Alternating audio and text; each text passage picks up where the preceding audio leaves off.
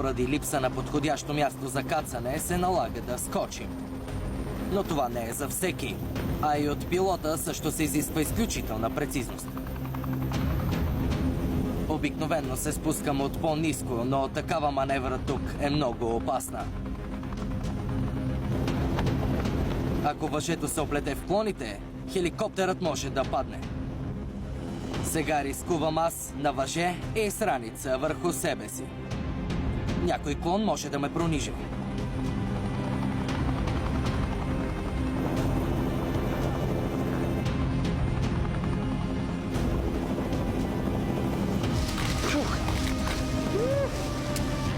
Достигнах върховете, но все още съм на 30 метра височина над земята.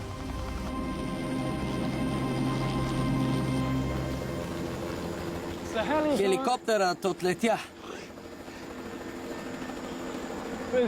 Сега е много опасно.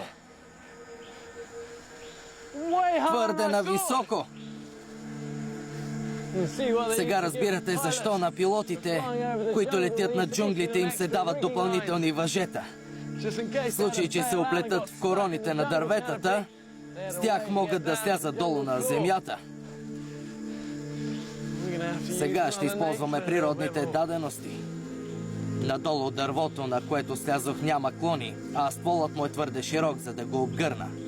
Но мога да използвам висяща наблизо лиана, ако успея да я достигна. Лианите, висящи между двете дървета, ще са пътят ми до нея. Макар че тези лиани изглеждат нестабилни, те са много здрави. По ето тези тук ще стигне до голямата. Разпределяйки тежестта си върху няколко, ще намаля риска от скъсването им. Тези се държат. Падането от такава височина би било фатално.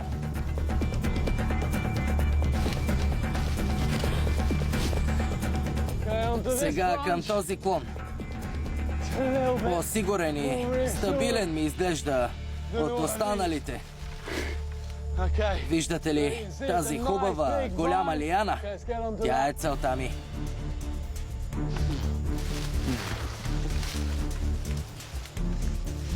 Лианата прилича повече на маркуч, отколкото на въже. А за да се захвана, трябва да изчистя мъха по нея. Нужно е да впрегна всичките си сили. Знам добре, че ако валеше, никога не бих успял да се справя. Щях да се хлъзгам, а сега се държа здраво.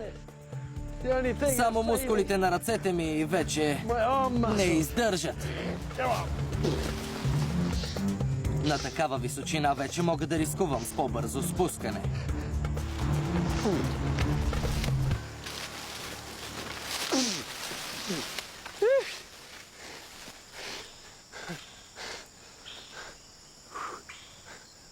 Беше дълъг път.